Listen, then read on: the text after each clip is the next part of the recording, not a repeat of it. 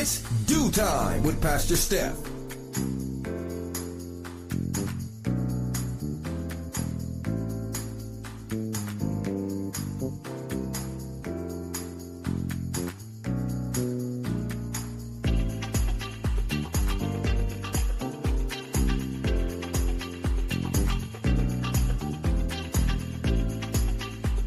Good morning, rise and shine. You're on with this Dew Time with Pastor Steph.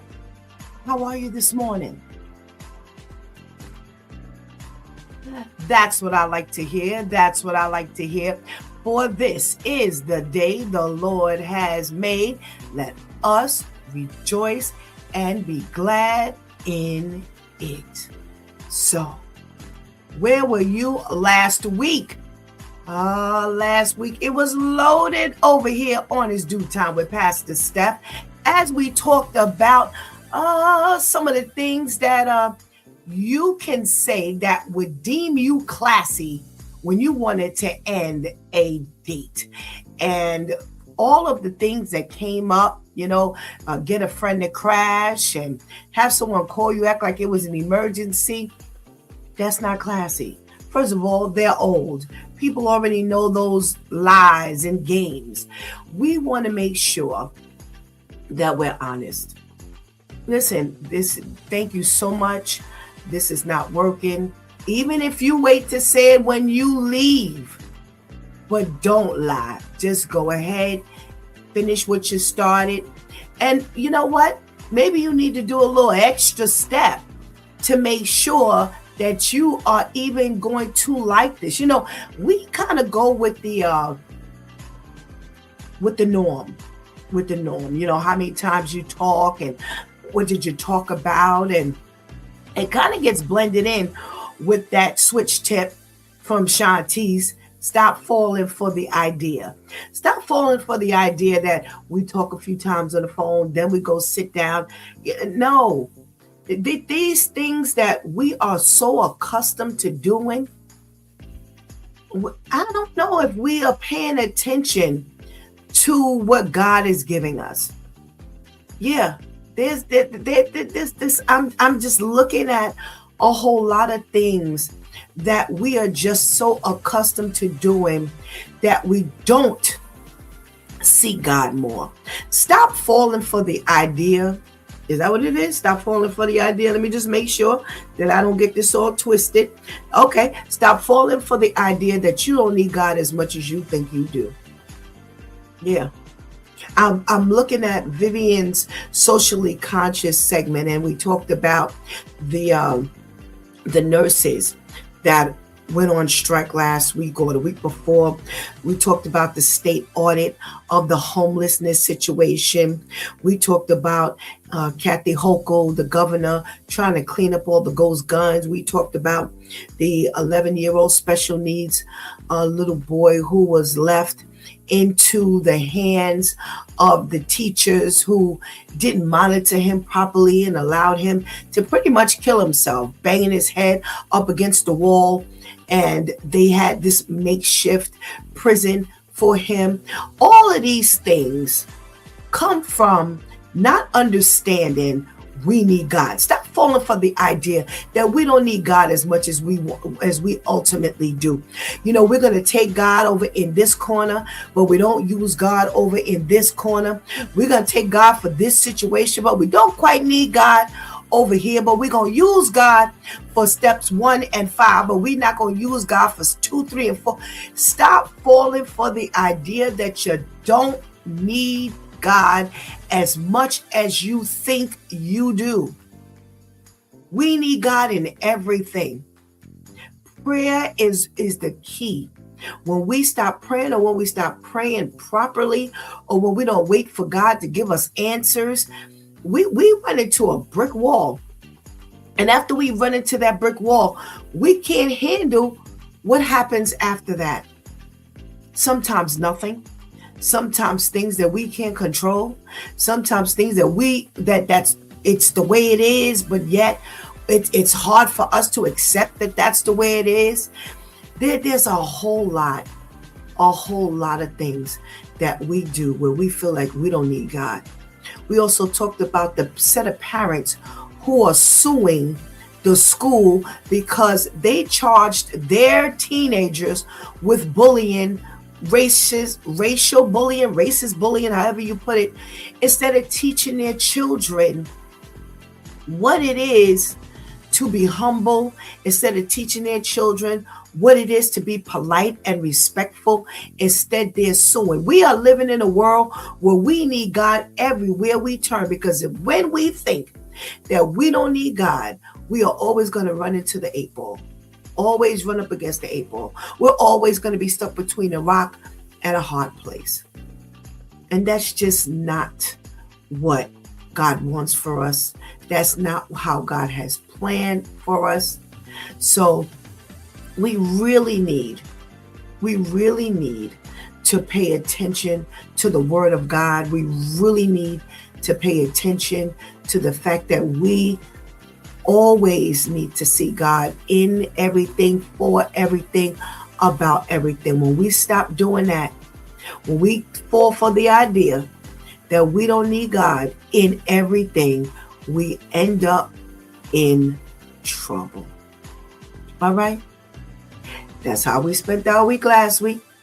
Well, this morning we are here. Thank God for a new week. It is Let's Talk About It Tuesday, Church Folk Day. All right. So thank you so much for joining me. I say welcome to you again. I'm going to give you an opportunity to get this party started right along with me. Again, we are open to everybody. And my prayer is that you will come into this room just as respectful as you will receive respect. Okay? So go tell a friend. Go tell a friend that It's Due Time with Pastor Steph is on. And make sure you don't go anywhere, because we will be right back.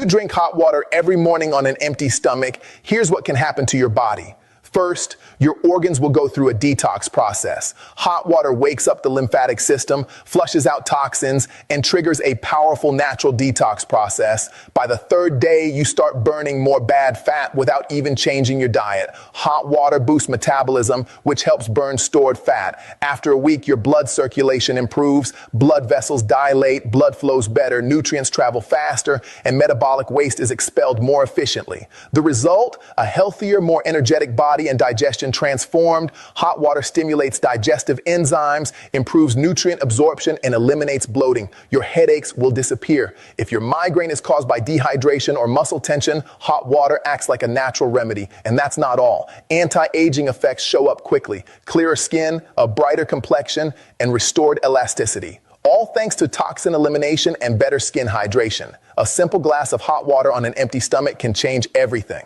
If you watch this far, comment yes, share this info with someone who needs it. Your organs will go through a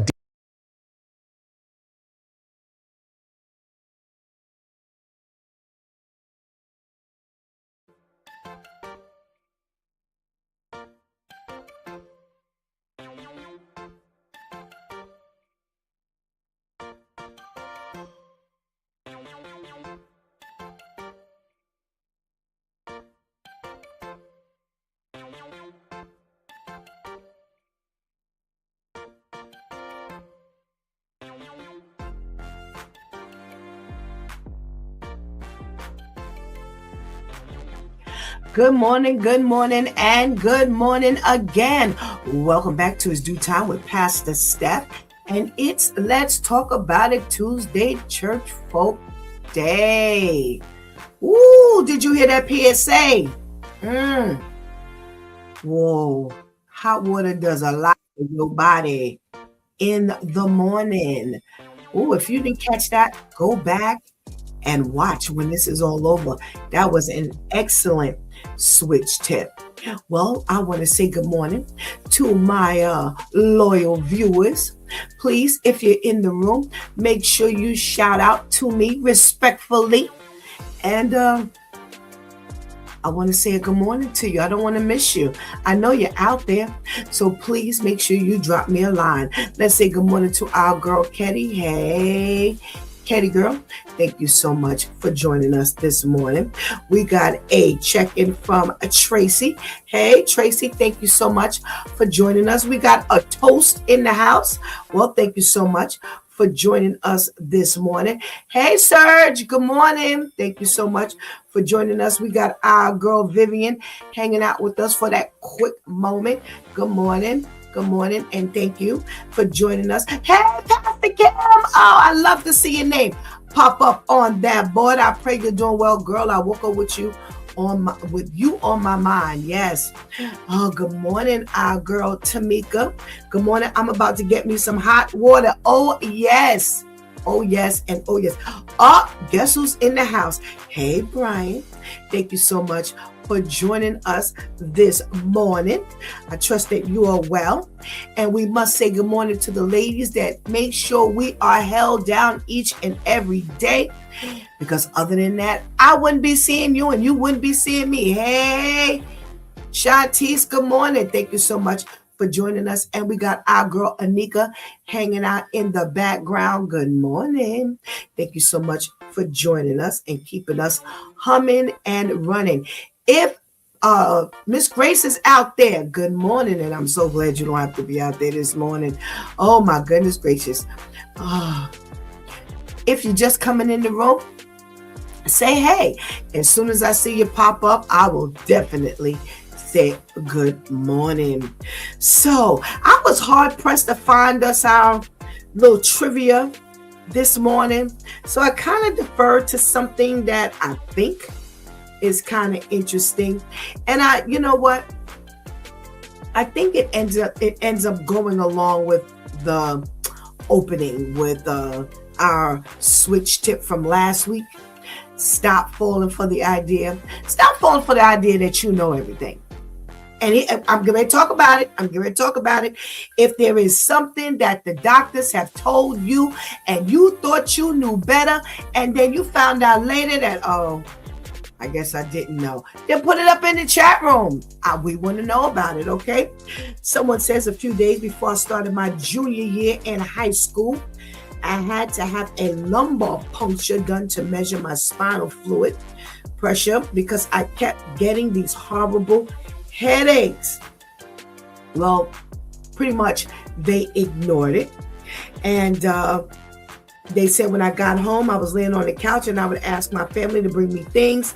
And they were like, you're fine. Don't make it into a big deal. You can get up and get it. Well, come to find out, didn't listen to the doctor and had to end up going for an emergency surgery. All right. Caregiver here, 11 years. I always respect my client autonomy. I always only share professional stories of what could happen so they would know that these are my experience and by no means I'm telling them what to do. Here are a few. I pled with my client to allow me to assist him in moving about after a month's stint in rehab. He refused. Then he fell trying to stand and hurt himself. And it was a leakage of the bowels. It was everywhere. This was his first day home. 911 was called. Another client had a stroke and fell 3 times.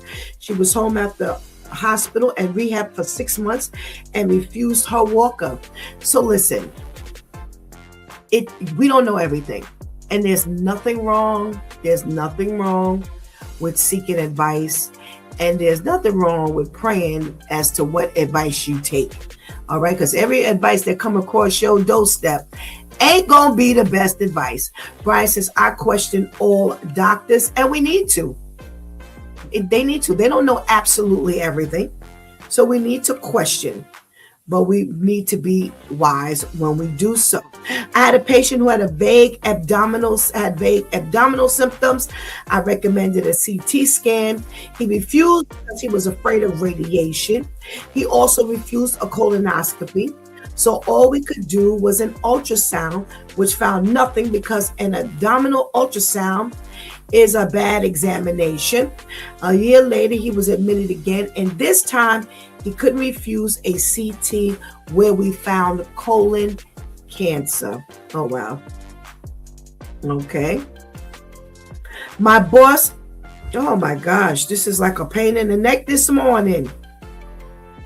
My boss is one of the ones that couldn't wait. He had hip replacement surgery and was on a bunch of painkillers. He decides he should be golfing because he feels great. Tears the muscle that they just attached off again. Went back for surgery, back to bed rest, back on painkillers. Then he came into work and made everyone else unhappy. Wow. All right. So I'm going to talk to you all for a minute until my device decides it wants to act right. But, again, we don't know everything. And when we get a doctor's opinion, one of the things we need to do is take and get a second opinion. Find out if that's exactly what you need to do. But to ignore things altogether is what's dangerous.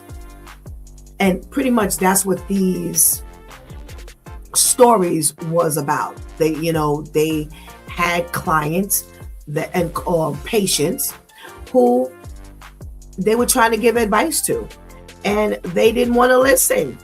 And unfortunately, they ended up having to listen after all. And that's the one thing we don't want. It is nothing worse than being behind the 8 ball because we didn't want to listen. And that's just life, isn't it? Isn't it just something that we all end up doing at one time or another? We all think we know better. We don't want to listen. We don't want to do things the way we're being advised to do it. I don't care what it is, whether it's medical, whether it's something like advice over, let's say, someone you may want to date. All the time.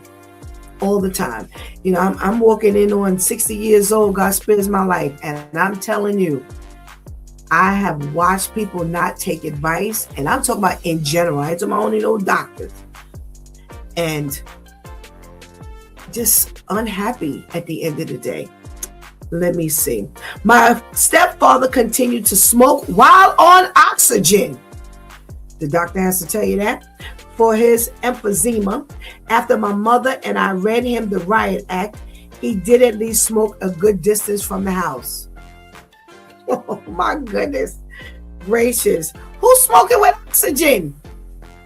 My mom's sister had a hysterectomy and didn't follow what the doctor told her, and within a week was unable to even lift a gallon of milk. When my mom had one, she sent us ages 12, 9, and infant to her sister's house. My dad would drop us off on the way to work and pick us up on the way home, so she only had to worry about herself and healed fine. Okay. Not a doctor, but I have worked in the addictions field. Too many clients have died or will die because despite the repeated warnings from their doctor that they have almost no liver function or that what they're drinking is giving them all sorts of brain damage, they continue to drink hard. But many of these guys feel they have nothing to live for but the bottle. It's heartbreaking. Yeah, it's pretty sad. It's pretty sad to see people get information to help extend their life and then they know better, so therefore they don't follow advice. A friend of mine had a broken leg and got infected. His mom wouldn't force him to take the correct medication. How he kept his leg, I have no idea. He had so many complications. I know somebody in the hospital right now did not take care of themselves. I mean, the warning signs were just there. Swollen limbs, gums bleeding, all kinds of things, and never once went to the doctor and they ended up having a stroke. You can't treat your body like that. This body is the temple of the Lord. There are things that we are not going to be able to control, and there are things that we're going to have to control, but we're going to have to listen, and we're going to have to take care of our bodies. All righty. Well, there is a recall on chicken, everybody. They said there 13,000 pounds of chicken on recall. Now, there's an interesting kind of twist here, because they're saying that they're concerned about the chicken having listeria. And they say it was tested and found that it had listeria. But they say that this chicken is also on recall because it's bags of chicken, but they somehow have processed it with soy. And they didn't list it on the label. And so therefore, anybody who is allergic to soy can get sick. They said they have 10-pound cases, 2 5-pound bags, that's the 10 pounds, of fully cooked chicken with rib meat. All right. This was produced October 14th of 2025. It's been distributed in Alabama, Florida, Georgia, Missouri, New Hampshire, North Carolina, and Ohio. Now, that doesn't mean that it won't find its way someplace else, but definitely if you're buying this chicken, it's called Fit Food, FIT, grilled chicken breast fillet with rib meat. And no, on the ingredients label, they do not have that soy is in it. So that's one of the things that you got to watch out for, as well as, again, they're claiming that listeria has been found in it, and that's a very, very harmful bacteria, especially for newborns, pregnant women, and the elderly, and those who have weakened immune systems. So please, they say if you have this chicken, throw it away immediately. You know, sometimes they'll tell us to take it back to the store, but they're not even saying that. They say just throw it away. This chicken has also been distributed to restaurants. So they have instructed the restaurants to throw them away immediately as well. So hopefully, again, it's Fit Food. Do your Google research, find out. They have some lot numbers here in case you do have it. But they say if you have it, just throw it in the garbage. Period. All right. Let's err on the side of caution. Well, here I have some news. Let's talk about this stuff, because I came across some things that, whoa. So Geico, I don't know how many of you have Geico. I don't know how many of you have Geico for your automobile insurance, but pay attention. So there's a Detroit mom who was in an accident, and boy, did they throw her a monkey wrench when she was not the one in fault. But let me tell you what they're doing. This is definitely something that we want to talk about today. So let's go to the story itself. So you have this mom who is in Michigan, and she was in the car. There were 2 passengers, other than herself, her 12-year-old daughter and her daughter's friend. Well, thank God that none of them were hurt in the car accident. So she files her claim with her insurance company, which is Geico. They say the process was normal, no big deal. She went to obtain the police report because that's something that you always have to do once you have an accident.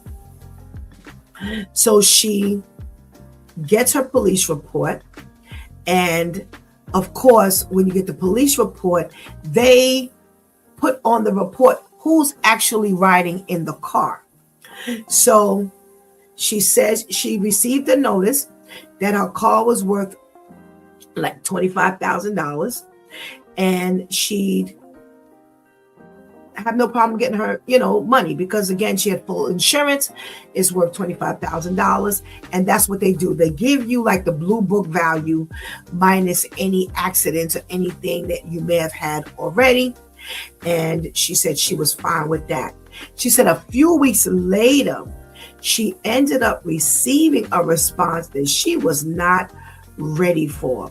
So instead of her getting the check, or instead of her getting a letter that says, here's the process, this is where we are, she gets a letter that says that her policy was under review for rescission retroactively. Now, here's what that means. That means that they were going to cancel her insurance possibly retroactively. And when she asked why, they said they were going to cancel her insurance because she hadn't listed her 12-year-old daughter, who we know is not legally allowed to drive, in her personal injury protection statement. So in other words, what they said was that when she filed for the insurance, she didn't list that the kid was in the car. She didn't list that the child was living in the home. So here's the thing. When you have auto insurance, what they want you to do is they want you to list everyone in your home that can legally drive, whether they have a driver's license or not. Because what they're assuming is that anyone who can drive, you will allow to drive. And being that she did not list this 12-year-old, they said they were going to possibly cancel her insurance. So what kind of sense does that make? Now, they surveyed some other insurance companies such as Allstate, and they said that generally none of these people are required to list anyone under the age of 14. They're not allowed to drive, period. Not just that they don't have a license, but they're not allowed. But Geico is saying something different, that they do hold you accountable for mentioning everyone who lives in your home. They don't care how old the person is. So they did some pressing, and she ultimately was able to get her claim paid, but she went through a lot. So while we talk about this morning, if you have insurance, make sure you look at the fine print. Make sure that you're looking at everything, because they're saying in this article that some states can override some things. Yeah, the state gets involved in some of these things. So, like I said, at the end of the day, she ended up winning this case, but there was a big possibility that she would not, and she would lose her $25,000. So she was able to get the $25,000, but not without a fight. All righty. Let me see what's going on in this chat room. All right. Serge says, if we do have it, are they going to refund our money for the chicken being contaminated? Yes, they will. They will. They will. They always do. If the food is on recall, wherever you bought the food from, You can take it back there and they have to give you back your money, whether you start and whether it's been opened or not.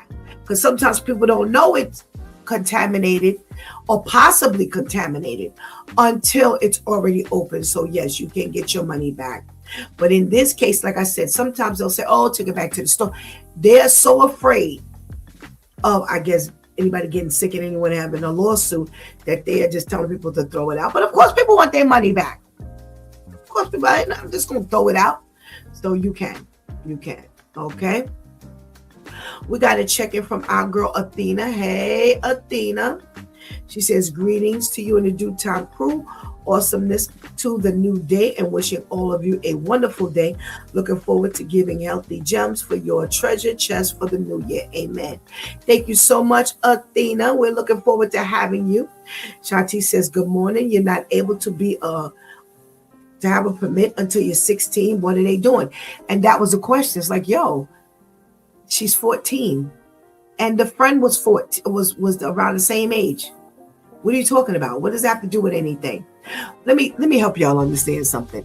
These companies are trying to weasel their way out of paying anything and everything. So if they can, they will. So thank God that they were able to,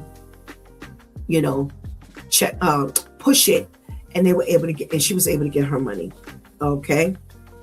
Well, remember now, we did stories a couple of years ago of some little boys driving the car. Remember the one who stole grandma's car? The other one who took the mother's car? Yeah, they can. They cannot. The average child will drive. But like I said, they said that generally under 14, you don't have to list them in the home, whether they have a permit to drive or not. All right, what else are we talking about this morning in the news? Oh boy, nothing but craziness. All righty. So again, we ain't paying attention to the stuff that we need to be doing. Wait, Walking Deacon Diallo. Good morning. So is this like a step up, Deacon Diallo? You're letting us know that you were a deacon, but now you're a walking deacon. I'm just asking.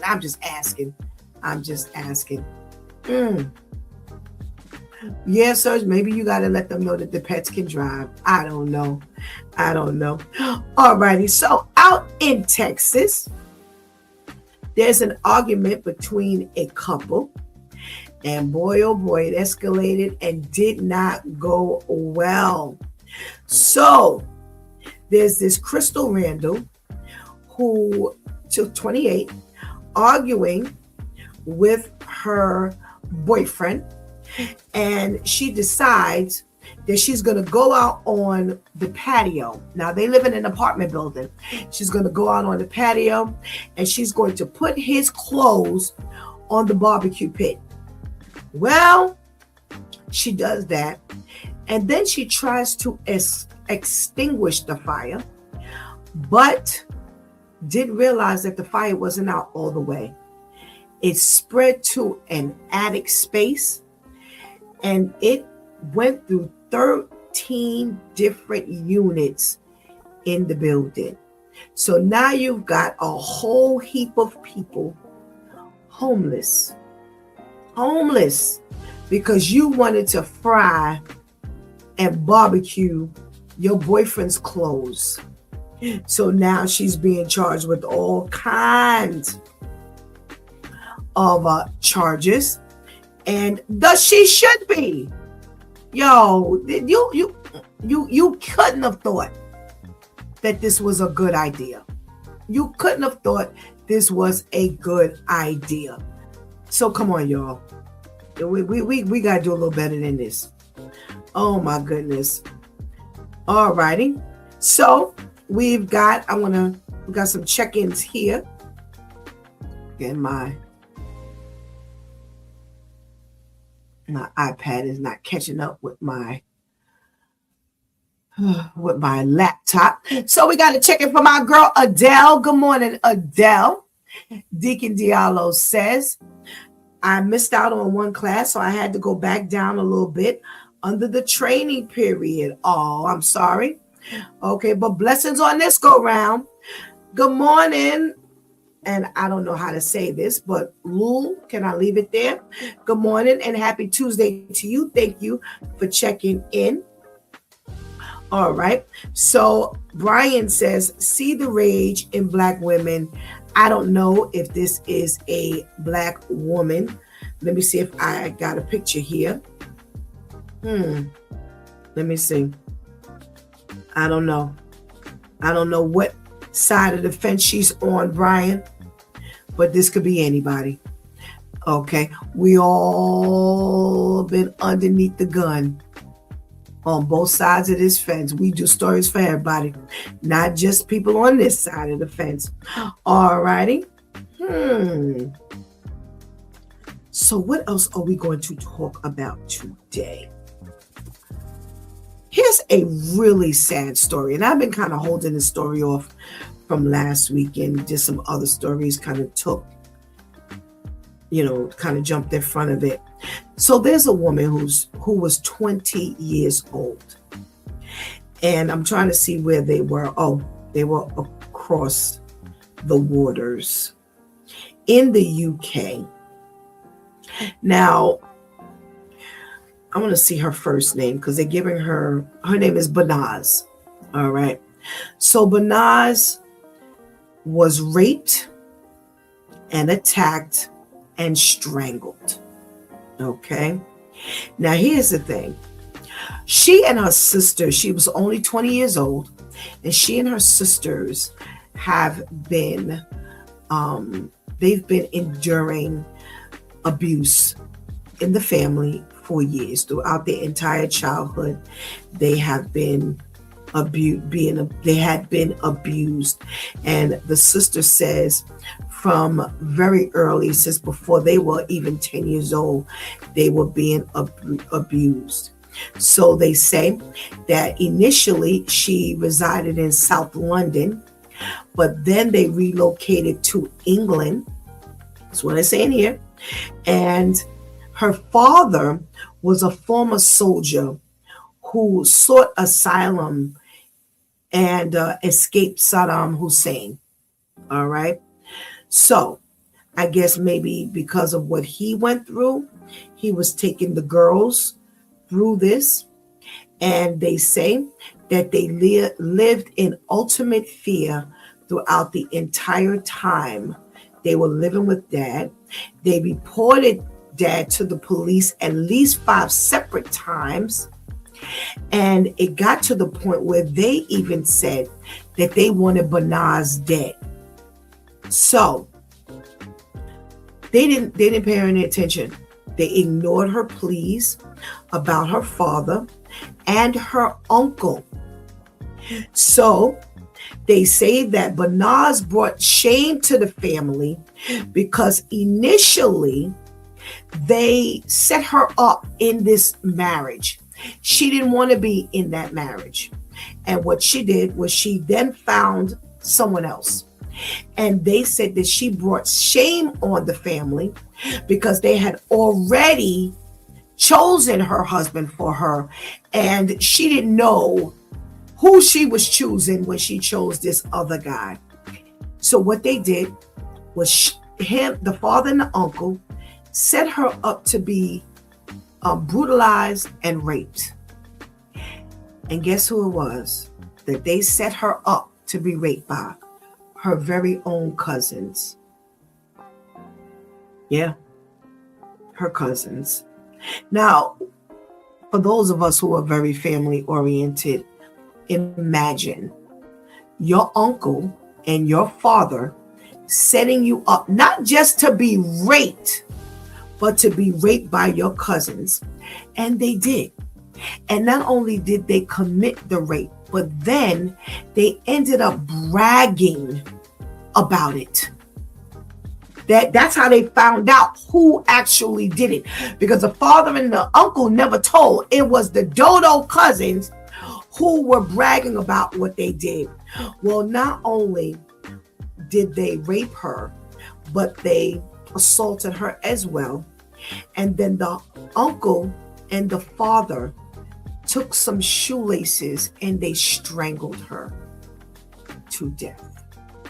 Now, I don't know, I guess maybe because the sister didn't go that route, that they did not murder her, but he was convicted and sentenced to life with a minimum of 20 years. Her uncle was also given life with a minimum of 23 years for this crime. Now, this is a very old crime, but it's now hit the radar again because what they're finding is a lot of these women are coming over from these minorities, are coming over to America. They're becoming Americanized, and they are now being assaulted by their family, the males in their family here in the United States.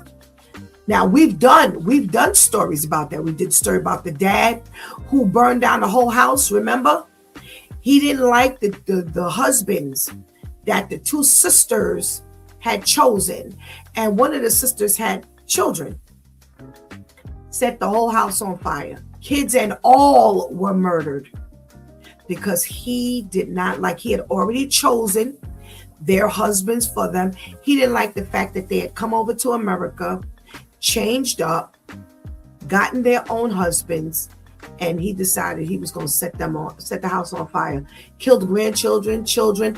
One of the husbands died, but the other husband wasn't home at the time. Yeah. So we've done stories about this, and they say this is why this particular story has actually hit the airwaves again. And we really need to pray for these people because this here, you're an individual. And unfortunately, because these are the customs and traditions of these cultures, that they are now becoming visibly brutal. See, they've always been brutal. But now that these people are coming over to America, they are shining a light on this because now these men, how are you doing this to your children? So the fact that they're your daughters, it doesn't matter. He's been brutalizing them their entire life. And now he ends up killing her, strangling her with shoelace, her and the uncle, him and the uncle. Oh, good Lord. I don't know. Let me do one more story before we get, I see Pastor Vinny's on. I don't think Pastor Brenda's with us today, but Pastor Vinny is on with us. We're going to grab our girl Shantice, and hopefully by then, Pastor KL will be on with us. Let's see which one of these stories I can do last. All righty. Let me see. Oh, so we were talking about the ICE agents last week, that they were like underneath the radar for their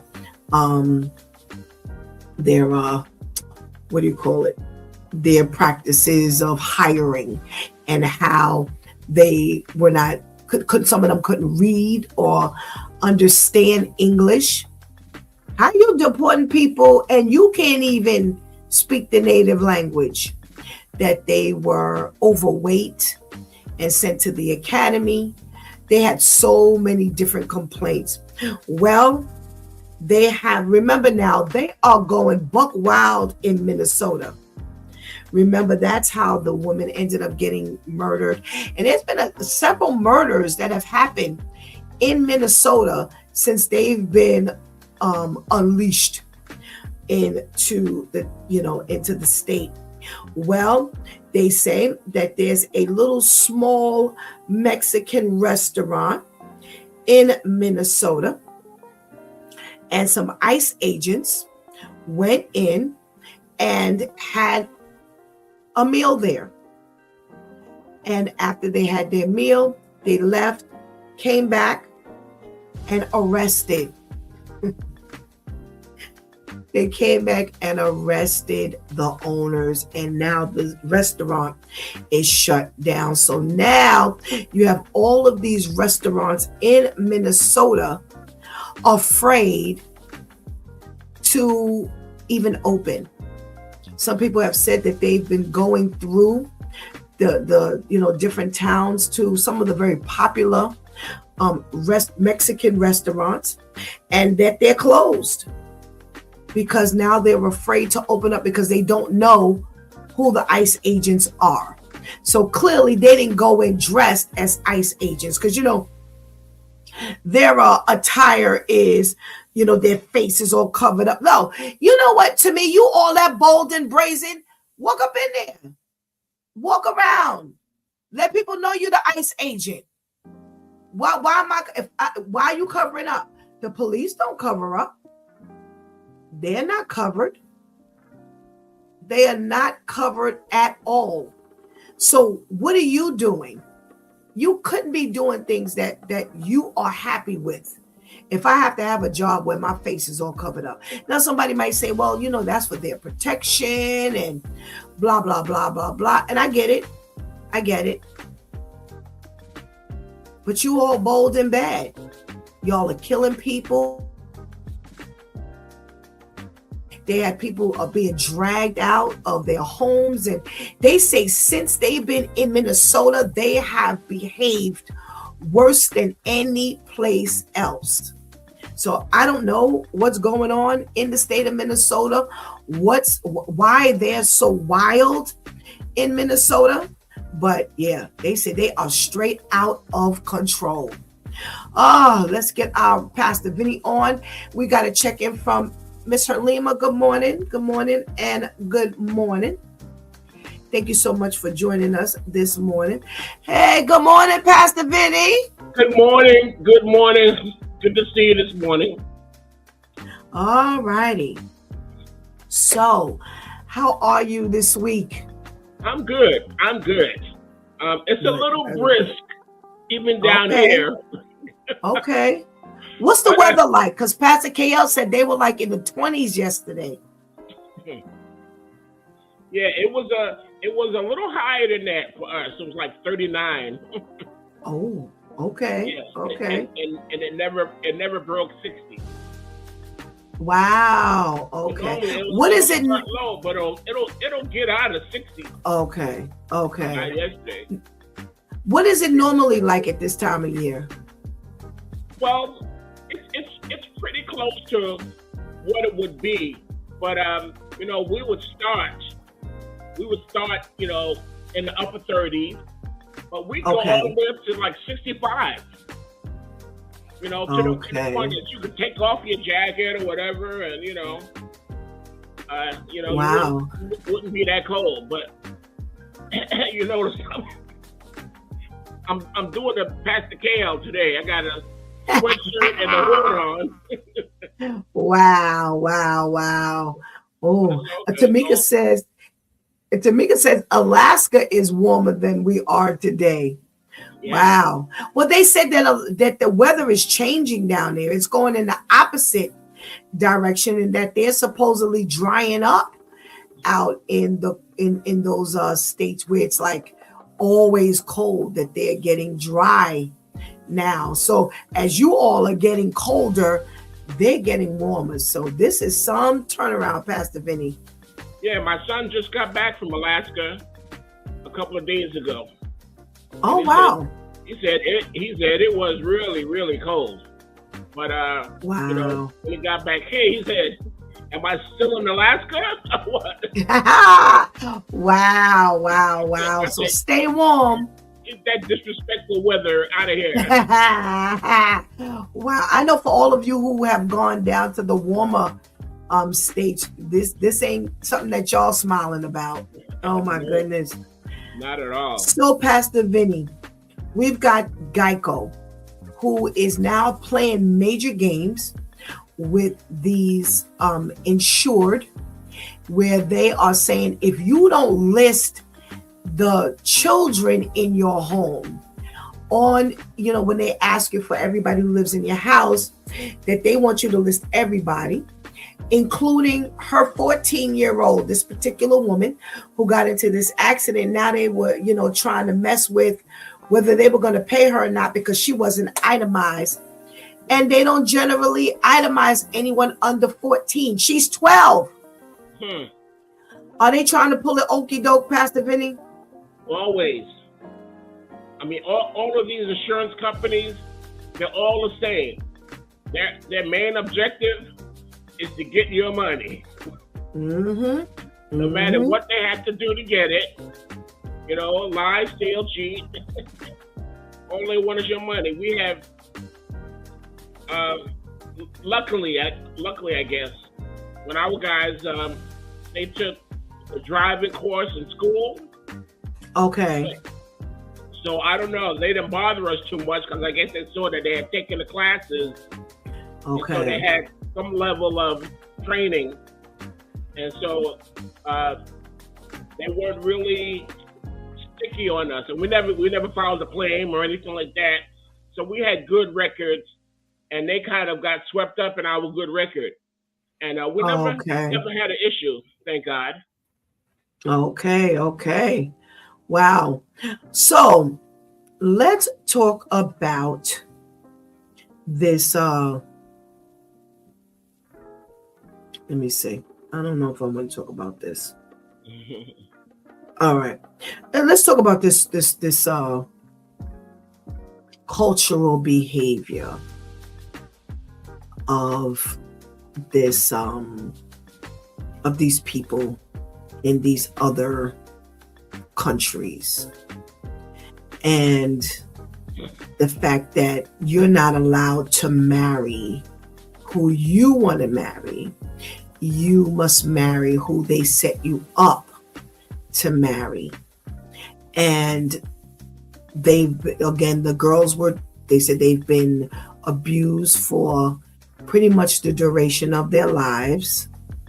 And now that they're older, she married who she wanted to marry. They had arranged for her to be married. She ended up marrying who she wanted to marry. They set her up to be attacked and raped by her cousins. So let's talk about that part in and of itself. You just set up your children, your daughter, to be brutalized. Just in and of itself. What does that even sound like to you as a parent? How can in any shape or form, how can you say that that's love or even respect for your own child? This is so, it's like going back to the Stone Ages, where, I mean, there were no real laws. There were no real, you don't have an opportunity to grow up. You don't have an opportunity to have some kind of autonomy in your own life. It is a shame. It is a real shame. But unless we do something here, when they come here, they're trying to be citizens or whatever. They should be protected. They should be protected in some way. And those that are carrying out this tradition, I say immediate deportation. Something. You have to keep these young ladies, protected. Yeah, this is crazy. This is crazy. You have her very cousins. Her very cousins. You don't even think about having relations with your cousins. Right. And these dopes, they not only go that far, but then they brag. That's how they were found out, because they were bragging about the fact that they had raped their cousin. And now the dad and the uncle, now I don't know if these were his kids, I don't know if these were his sons, the uncle's sons, but they then go to the lengths of strangling her with shoelaces. and you're saying, when they come here, well, I'm going to ask you about that more when Shantice gets on, because I would like to kind of flush out what kind of protection would you think about giving. So I want you to think about, if you had your way, what kind of protection would they be under? So while you're thinking about that, let's get Shantice on the line. Let's say good morning. Good morning. Good morning. How are you? I'm fine, thank you. How are you, pastors? Good. Good, Well, good. thank you. Well, thank you. So we've got Geico, who's trying to get out of paying a claim by saying, you know what, you didn't put your 12-year-old daughter on the list of people who live in your home, and because she wasn't itemized, we're considering not paying. Are they, I ask you, like I asked Pastor Vinny, are they trying to run for the okie doke? Absolutely. Why am I putting my infant down? Well, that's pretty much what it's like. You didn't even say which, could have still been fought. But you didn't even say your 16-year-old, your 17-year-old. I'm like, listen, my 16, 17-year-old don't even have their permit. And you're like, yeah, but they're old enough to have a permit. You're talking about someone who's still an adolescent. They're not even a teenager yet. So anything, as you said, Pastor Steph, anything that they can do to try to go around paying $5, they're going to do. Meanwhile, this is why you're in business. You're in business to provide said service. It's not like this was a situation that came out of nowhere and now you're being held liable for something. So now Geico has to pay. This is what you're in business to do. I'm not understanding. It's gotten to the point where even now y'all don't want to do what you're set up to do. This is the foundation, the origin of you are a car insurance business, people. How are you trying to get out of paying for the insurance? This is what you're here for. That's like a supermarket getting mad because they got to sell food. It's like we've gotten that dumb. We've gotten this dumb, and everybody thinks that God don't need to be everywhere. This is just remedial at its finest. Again, every opportunity you can get to weasel out the way of paying, you will.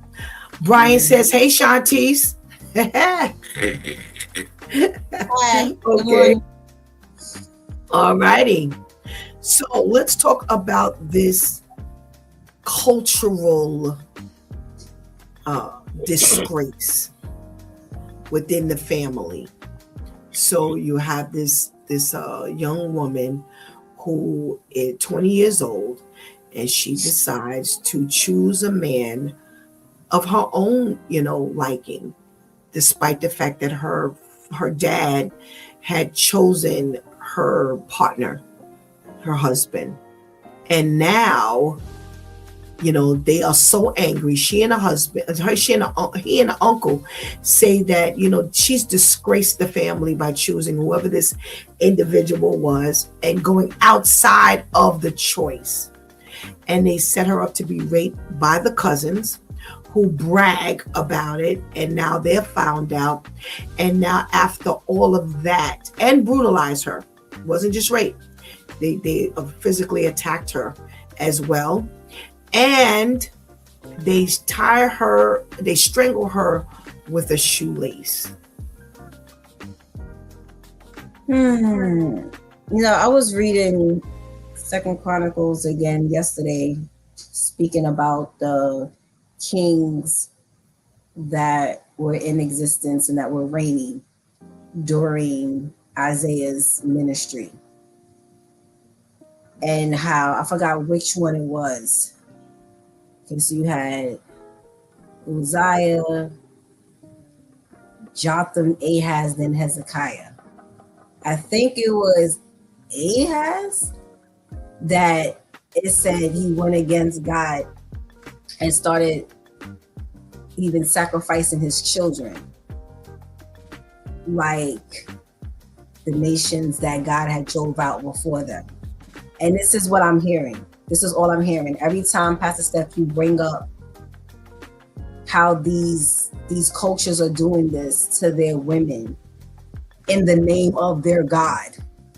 You know, and it's like God, the main thing that's coming to mind is God, as you're unveiling everything, you're also unveiling and letting the naked eye see what these gods are all about.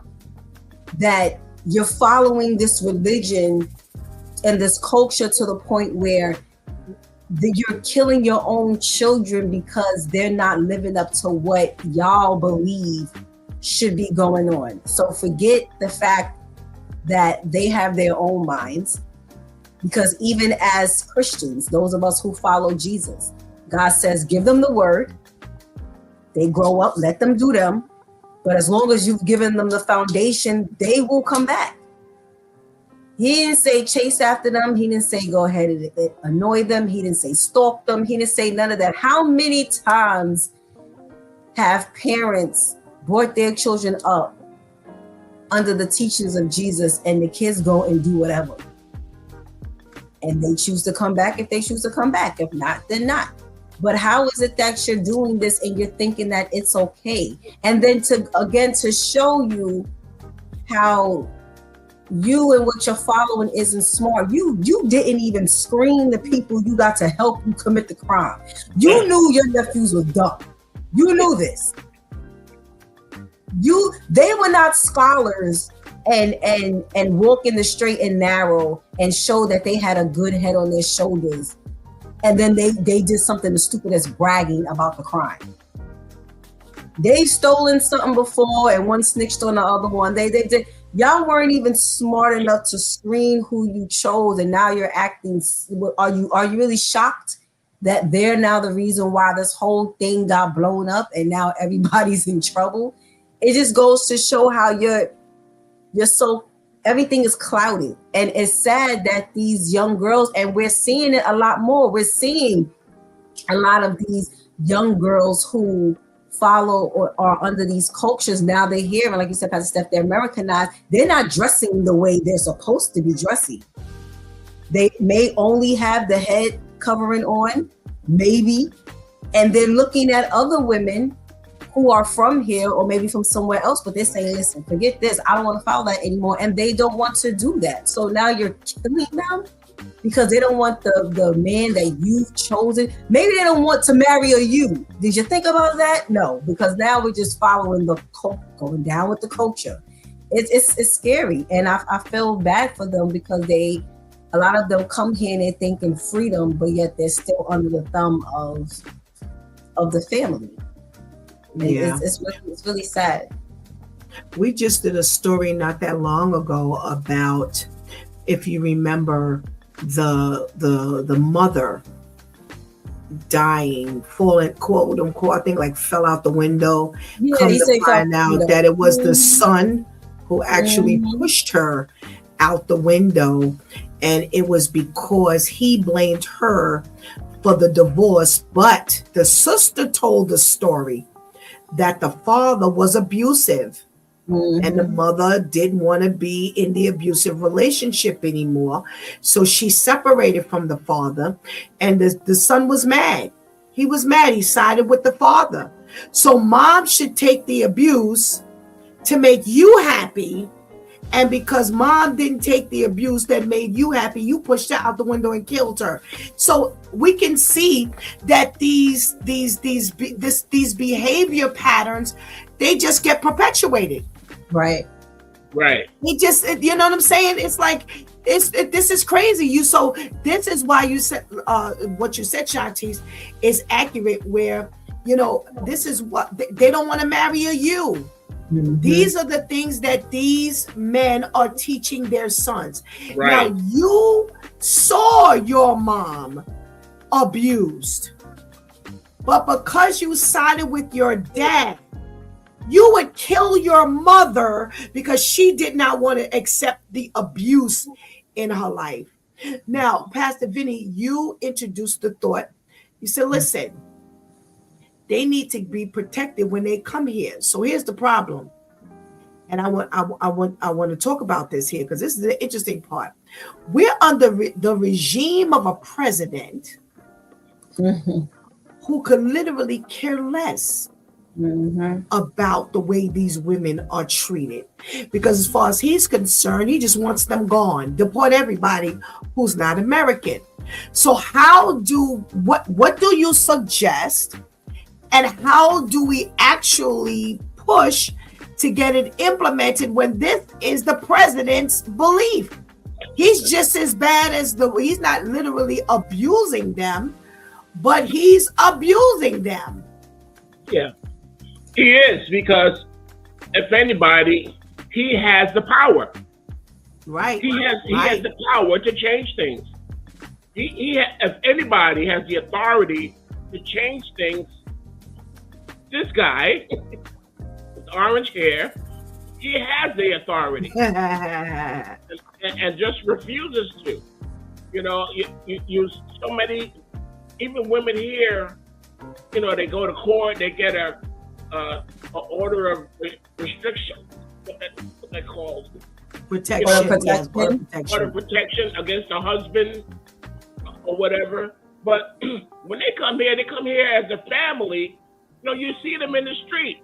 The woman, she's all tight down, and you can barely see her eyes through the hijab. You know, but the husband, he got on his fly sneakers, he got on his, you know, fly tracksuit, like he's the man, and she followed behind him like a slave. And as you said, the sons learn the same thing. It's ingrained into them that they have to be like their fathers, and that's how they protect their family. Right. That's how they protect it. Go ahead. So what could we do to protect them? What laws could be put into place to protect them? I think first of all, if you are under such, you know, extreme distress that you need to, and you want to separate yourself, I think that's what you have to do initially. You know, you might have to go into a women's shelter or some kind of situation where the husband is not allowed to be. You know, I mean, he's going to chase her down, but still you have the law on your side, you know, because you volunteered, and it would have to be voluntary to go to a situation where you could be monitored, where you could be, you know, protected. I'm not saying jail or nothing like that, but no, I got what you're saying. No, I got you. That makes sense. Some kind of situation where you are not, you know, available for their mistreatment, you know, 24 hours a day. Right. Okay. It's hard. I mean, it is really, really hard, because then, you know, you're involved, you know, we're involving ourselves in family business, which is what they will tell you. You know, this is my family, I do whatever I want. But no, this is not your country, and we don't do that here. Right. I got you. Okay, makes sense. Adele says that's crazy. Absolutely, Adele. We got to check in from Kyra. Good morning, Kyra. Thank you for joining us. We got to check in from our boy Terrence. Good morning, Terrence. Brian says got to take these problems to the United Nations. Anika says Trump comes from and still believes women shouldn't have rights or vote or even shop without the husband's permission. He wants to go back to the 50s. Shantice, so we're talking about, okay, when they're here and they realize that they can and they want to get away from this abusive domestic situation, that Pastor Vinny suggests that we give them some assistance with that. Do you agree? And if so, what kind of assistance should we provide as a country? I agree with the assistance, especially if you're allowing them over here. What's the point in allowing them over here, but yet they're still subjected to the same things they were subjected to from where they came from. The type of assistance, definitely agree with the shelters. And maybe even if it's not a specific shelter for them, because if the men come over here, now they know which shelters to target. So it's like the shelter for Muslim migrant women. No. You know what I'm saying? Because now they know where to target. And hello, Christians, where art thou? Stand up. You know, as people of God, we are here to speak up for the widows, the fatherless, and what's the third one God mentioned? Widows, fatherless, orphans. Orphans, the widows and orphans. Right, and people can't. So pretty much all of those also fall under people who cannot speak up for themselves, people who need help, people who need assistance. We have, God's word says, you are in the position to help, then you help. Pay it forward. We have all of the resources. Stop setting up dog parks and putting up all these useless casinos and doing all this stupid, useless stuff that isn't aiding anyone outside of making the rich richer, which means making the ignorant more ignorant. And let's help these people that you're allowing to come over here. Y'all, as the United States, we want to be so involved in what's going on in other countries for other stupid reasons. So now let's get involved for the right reasons. We have the ability. We know what it is as women over here to be oppressed in many ways and how to stand up on our own. So how about now women who were victims and know how to stand up on their own now, let them be the counselors. Pay them to be the counselors. You know, women who ain't never had a problem with standing up and speaking. Let them be the counselors, you know, let them come over here and hear from men who know what it is to be submissive to women, because that is a thing that even with you being the head, you are a servant. To be the head means to be a servant first. So let them come over here and hear from men who know what it is and who are not ashamed to stand up and teach them what it means to follow the one and only true God. This is the reason why is because your culture follows other things that are against God. So when you learn who God really is and the God that you're supposed to be following, that's going to knock out so many different things at one time. But no, we're not doing that. So if we were to do things like that, I believe that would help greatly. Okay. Well, you have a follower. Brian says, see, Pastor, I like Shantice. She makes a man want to change for the better. Amen. Amen.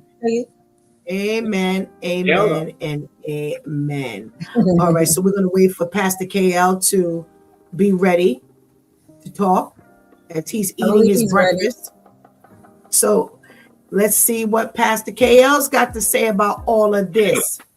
Good morning.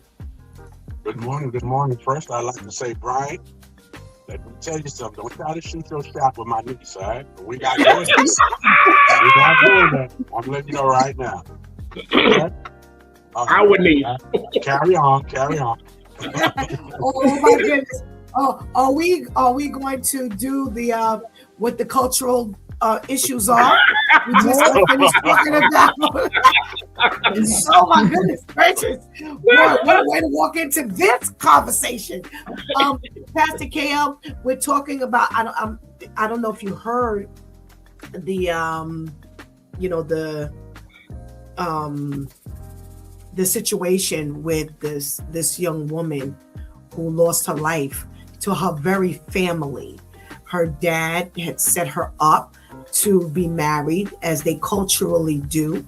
She made her own decision, and he and the uncle felt that she shamed the family.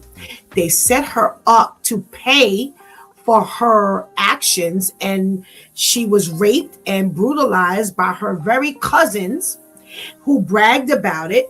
And then they took some shoelaces, uncle and dad took shoelaces and strangled her to death. So Pastor Vinny suggested, listen, You know, when they get here, we need to give them some level of asylum, some way to get, excuse me, to get away from all of these people and this treatment within their family. And he and Shantice just got finished speaking on what does that look like? So I'm asking, so they get here and now we're offering them a way out, a way of escape, get away from this family, get away from this treatment, get away from this abuse. What does that look like? Do you agree that we should offer that when they come here? And if so, what does that look like to you? Well, okay, so let me say this, that I have a customer who's a Muslim woman, the sweetest as pie. And she was being abused by her husband. But she never told the authorities because they're quiet and they're submissive and Right. all that other Right. good stuff. And what happened is she finally wanted to speak up, and the husband took her children because she has no job. She's not able to provide because they stay home and they take care of the family. It's a crazy culture, that you can live like this. Now, I think I'm in agreement with both Vinny and Shantice, but my question would be, should they have to fill out a survey first? I mean, how do you know that they're trying to get out? How do you know that they're in something that they don't want? You understand what I'm saying? When they come to America, they come to America for great opportunities. But how do you know that there is a situation? How do you stick your nose into something that there may not be a problem in? Okay. I'll leave it on the floor before I speak. I'll put on the floor. Pastor Vinny, how do they let the authorities know? How do they seek help? What would be your suggestion? Well, like I said, it would definitely be voluntary, but they would have to surrender. They would have to surrender themselves to some agency. I don't know which one would fit the bill, but they would have to, surrender themselves, or else, how would we know? How would we know unless they step forward and say, "Listen, I'm tired of, sleeping with one eye open. I'm tired of, not being able to breathe, without being beaten, So, in that situation, they would surrender themselves. They would surrender. Look, I don't even want to, be involved, in this religion to this extent, because now it's not just my husband, but his family's coming after me. My son, I can't even trust my own son. I mean, this is a real crazy situation that they find themselves in. So I think first they surrender, and then they're able to, get the situation somewhat secured. Okay, makes sense. Shantice, how do they alert anyone to the fact? Here's the problem. So here's what happened. I don't know how many of you who are viewing or listening know what happens. So you have someone here, they can make the petition to bring people over. And they most times do them in sets. So, the woman in the group, she doesn't even have a voice from that point. There's no voice, because I'm putting in for Vincent Stokes, Brenda Stokes, and Nathaniel Stokes. So Vincent Stokes is going to be the primary person, and Brenda Stokes and Nathaniel Stokes, they're not going to have any voice. That's the point person. Vincent Stokes is the point person on the opposite side of the water. Now you have Vincent Stokes applying for Brenda Stokes and Nathaniel Stokes. And they don't do a lot of questioning. Brenda Stokes, she doesn't have really a voice there to write out her he's filing for everybody. So therefore, you have this, again, this silence that's going on.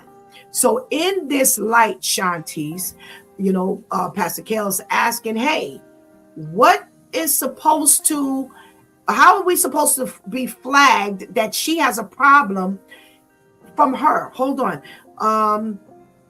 Brian says, it makes me think, where are the men that was supposed to protect this young lady, if anyone knew? Okay, right, because the ones that knew were helping to kill her. Right. Tyra says, I feel like women in that situation should have backup plans, how to get out, then find some people to jump the husband. Unfortunately, we're not dealing with that mentality. They are docile and, as Pastor KL described, silent. They ain't the American women here. Shantice, how would you answer that? How does she alert people, or the right people, that, listen, I need to get out of this thing here? Unfortunately, you don't know who the right people are, because the right people are not positioning themselves to be found. So again, if you have, so like here we have 911 for this, we have 311 for that, we have domestic violence number, we have sexually assaulted number, we have all of these different numbers and social media, whatever, that we can reach out to if we need help.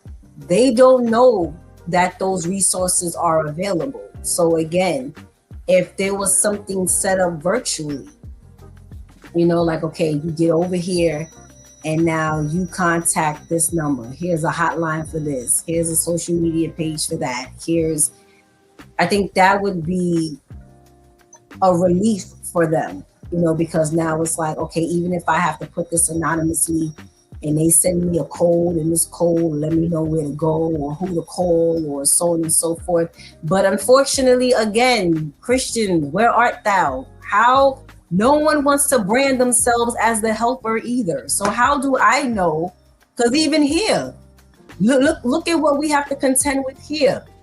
Can we really confidently walk up to a patrol car the way we used to and have confidence that this cop isn't gonna assault me or isn't gonna do something stupid, that I can really walk up to this precinct and find some type of comfort and safety with these policemen and women? No, unfortunately. So it's like we have to brand ourselves as those who are able and willing to help, so that when they get over here, again, they can learn what help looks like. Because like Brian asked, where are the men? The men who were supposed to protect her are the ones who raped and killed her.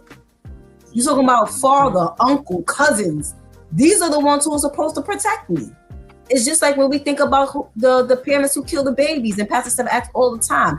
I can't even imagine this child looking up at my father, and my father is the one who decapitated me. My father is the one who strangled me. My father is the one who set the house on fire. This is the man I'm supposed to look at and say, if anything, I feel safe with you. So we have to look like the help. They have to be able to identify. They can't identify with it if they don't know what it looks like. All right. So Brian is asking, or he's stating, they should have agencies for situations such as this. I agree. We got to check it from our girl Akusa. Good morning. Good morning. So for the record, there are agencies. The first agency they mention, of course, is the National Domestic Abuse Hotline. You do have agencies for immigrants who are experiencing abuse. There are agencies for them. Here's the problem. The problem is you're dealing with people, women, who don't have the confidence or the strength, or they don't have that, what's the word I'm looking for, to make this move. We've got women right here that don't make the move. But women who come over, remember, everything is under the husband. He has everything. I had my last daughter. Now, this was in 1998.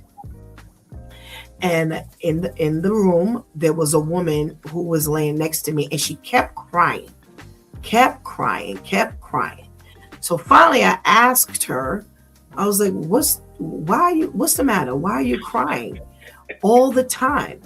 And she said, because she wanted her tubes tied, but her husband would not sign. So therefore they would not tie her tubes. And she had a very difficult delivery. And that was her second child. Now she was like Indian or Pakistani. I don't know. I'm not well versed on, but this is who she was. And I too had come from an extremely difficult delivery myself. So I understood where she was. And she was like, I keep asking them, why can't I sign for my tubes to be tied? This is my body. Why does he have say over what I go through or not? I understand this is my husband, blah, blah, blah. Well, first of all, unfortunately, it was just an American rule. That was the thing. And one of the ways I was able to get my tubes tied is because I told him, I'm not married and that's it. I'm not having no more kids. And there's a process. I told the story here before. There's a process to you getting your tubes tied. And at that time, I don't know what it's now, but that's 27 years ago. You had to wait. You signed to have the procedure done.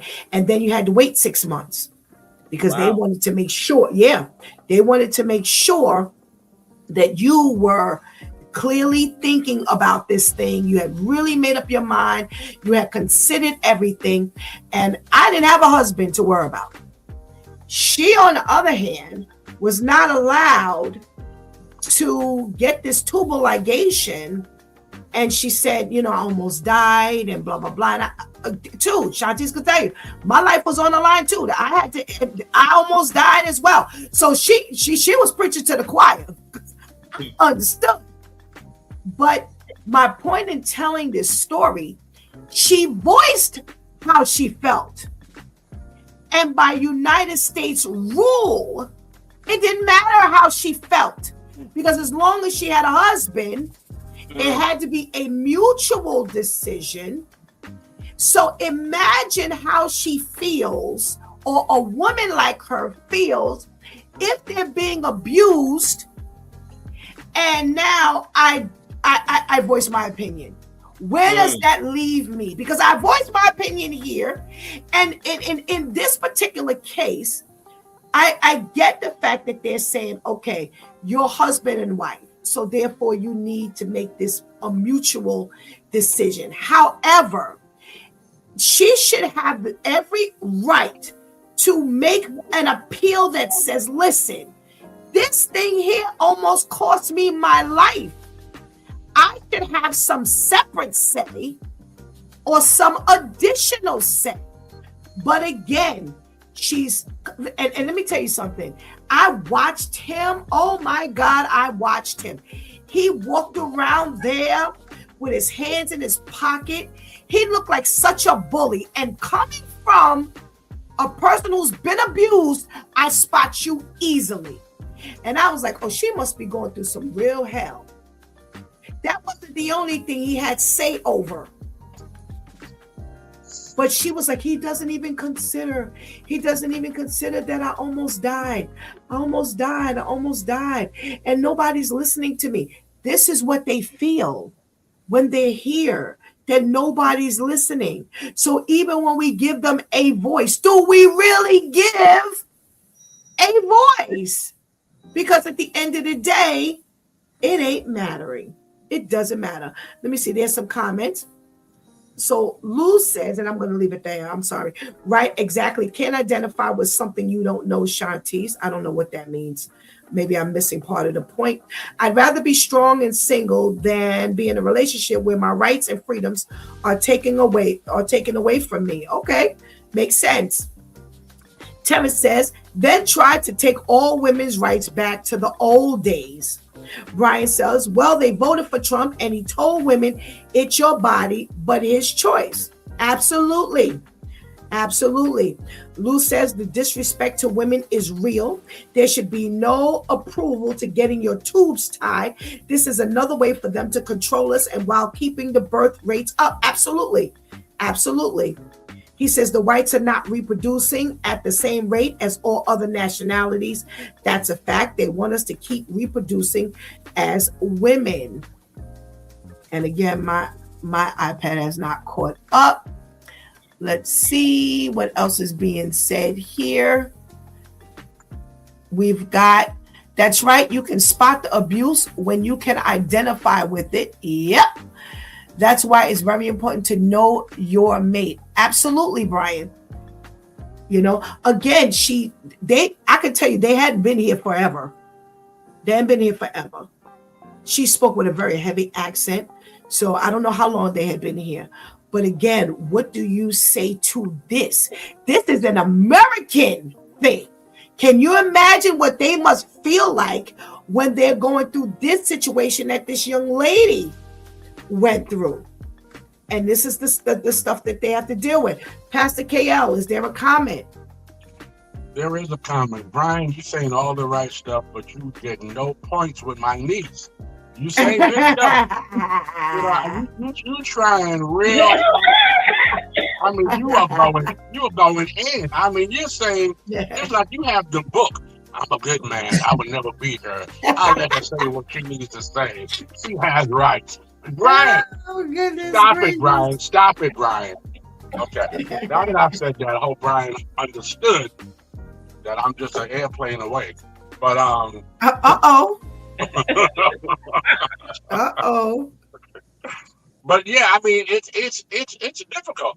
I really don't understand that concept of I got to be able to consent to whether you want to have more children or not.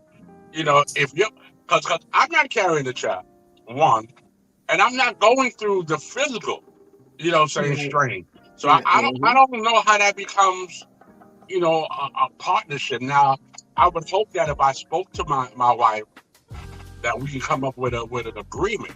But if you're hurting that bad, you know what I mean, and if your life is at risk that bad, first of all, I don't want to be a single parent. You know what I mean? So certain rules, I just think it's kind of muddy and kind of clouded. Yeah. Pastor Vinny. Yeah, they live by this legalism where this is what we do and this is how we've done it and this is how we're going to do it forever. There is no wiggle room. There is no compassion. There is, what does love have to do with it? Right.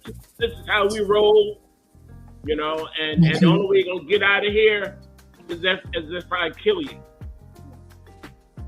And pretty much. Yeah, this is what they live under.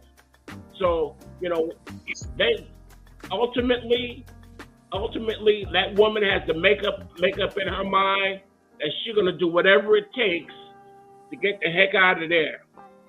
Right. If she sees a way, if one of these organizations, has space or whatever, they got to take that way. Right. Absolutely. It's up to her, and that might be the only thing that she has control over. So, right. Take the plunge.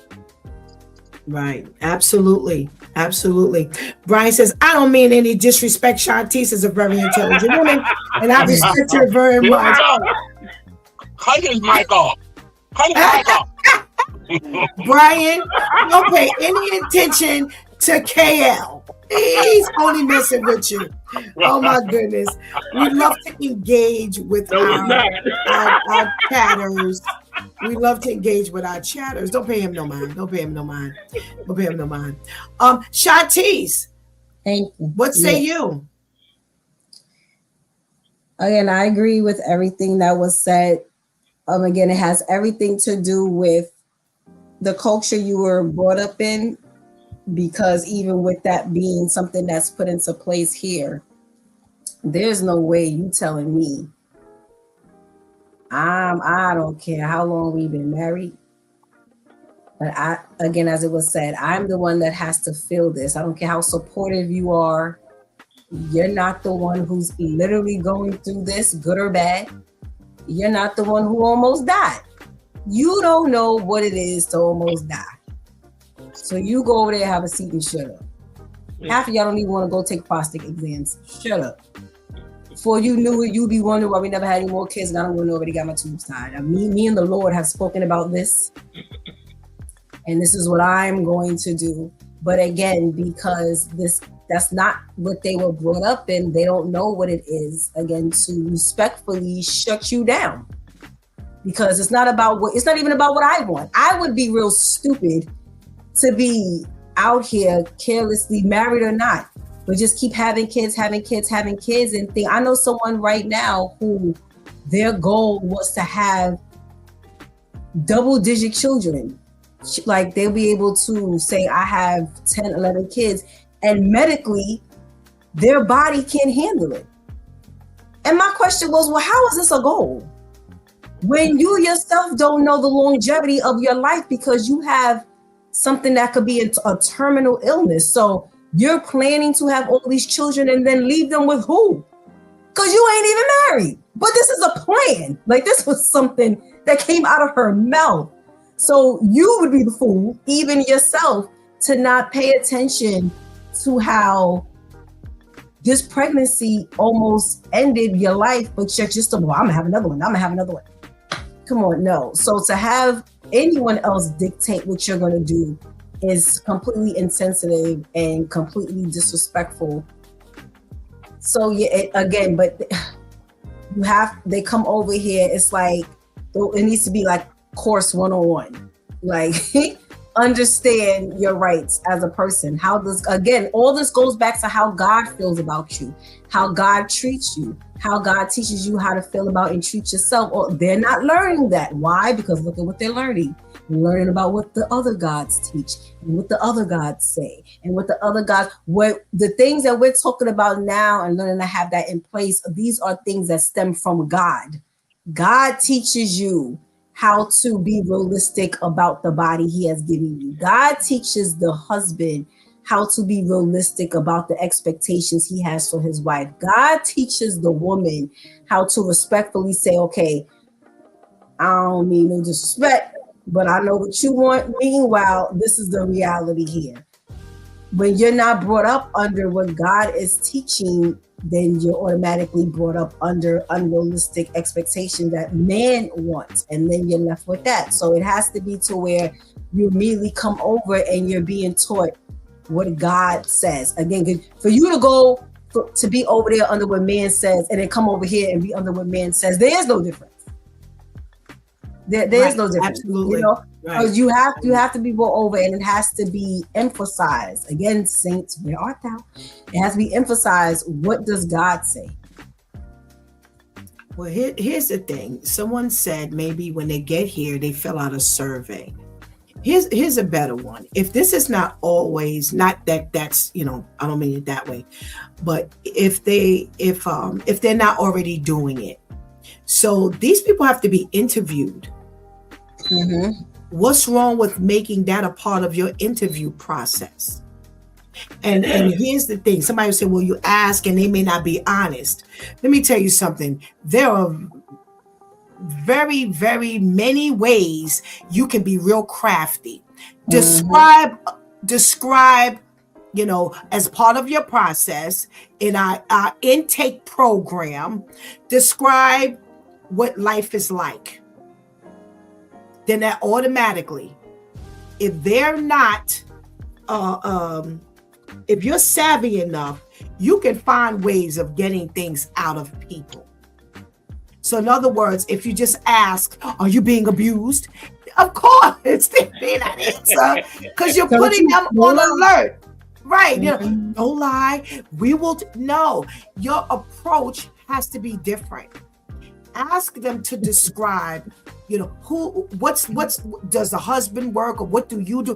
There's so many ways of fact finding that you can actually, even if you don't have a survey, and that's something that we can let you know, okay, so this is our conversation, this is part of the intake program, blah, blah, blah, blah, blah. You know, this is not discussed with anyone, this is just you. And do the same thing for the children.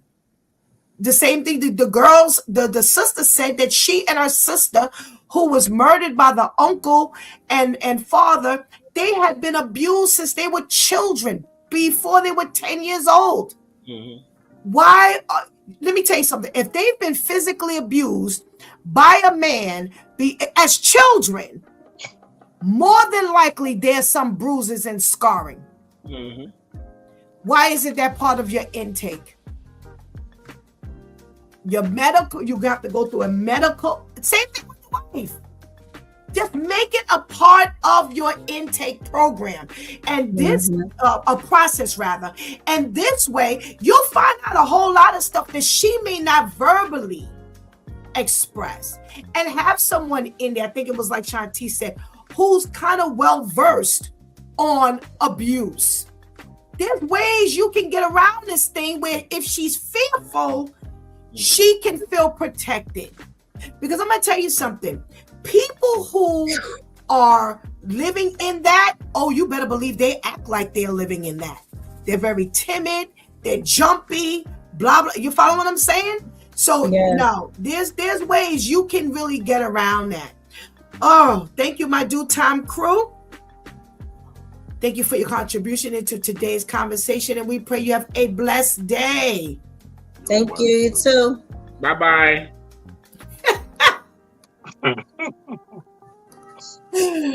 Oh my goodness, it's good I'm reading this off camera. I just happened to look down. Right, exactly. That's just like if me and Shantice was married and she says that she wants to get her tubes tied, I'm respecting her decision and taking her to the doctor.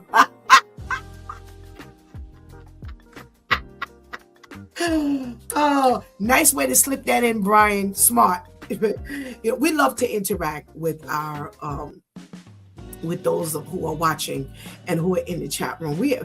This is like so much more fun. We used to have a great time when we were on Blog Talking Straight Audio, but now that we get to see, Terrence is hilarious. So he's one who we really get to have a good time with.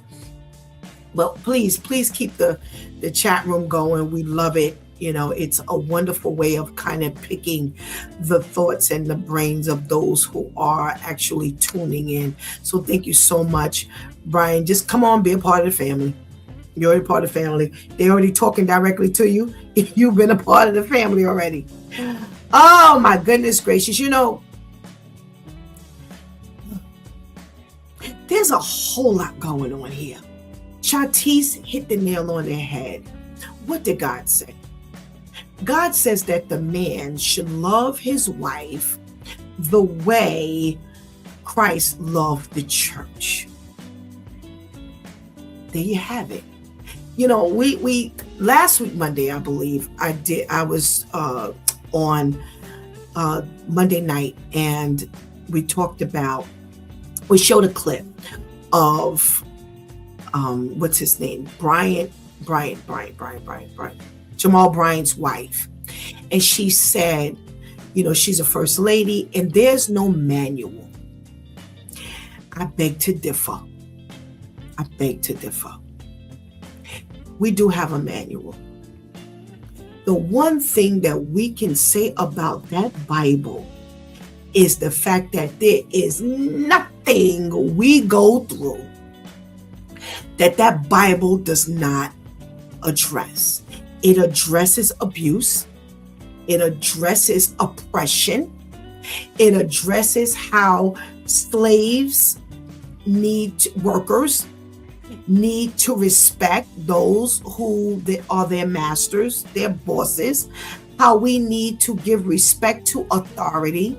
It addresses how the bosses address and treat the people who work for them. Translated. Back then they had slavery, but still, we studied something on Sabbath. There's rules of engagement. Ooh.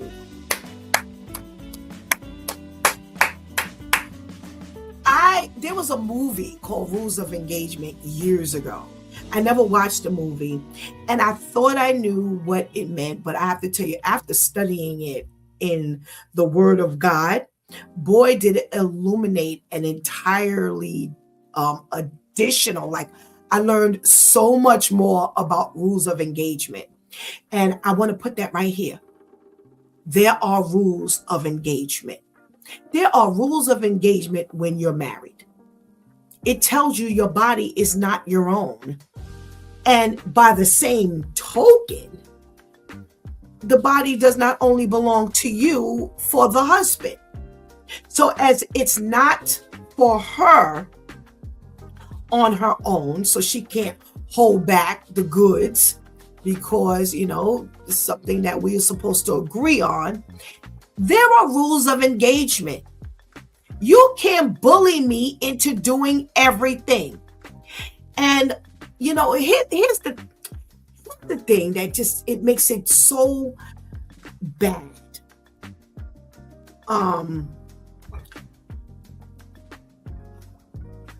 Even if you set up something where, so for argument's sake, at this present moment, we don't know how abusive he is, this man. Okay, so I'm sitting here and I'm listening to her plight.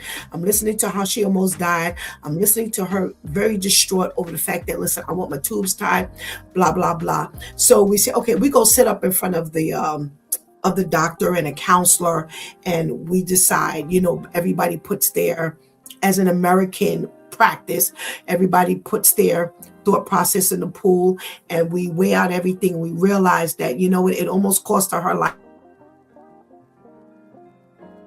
despite the fact that you're a husband and that's the rule. She does have say, because this could have been a life-threatening thing. How do we know that the next step for her is not death?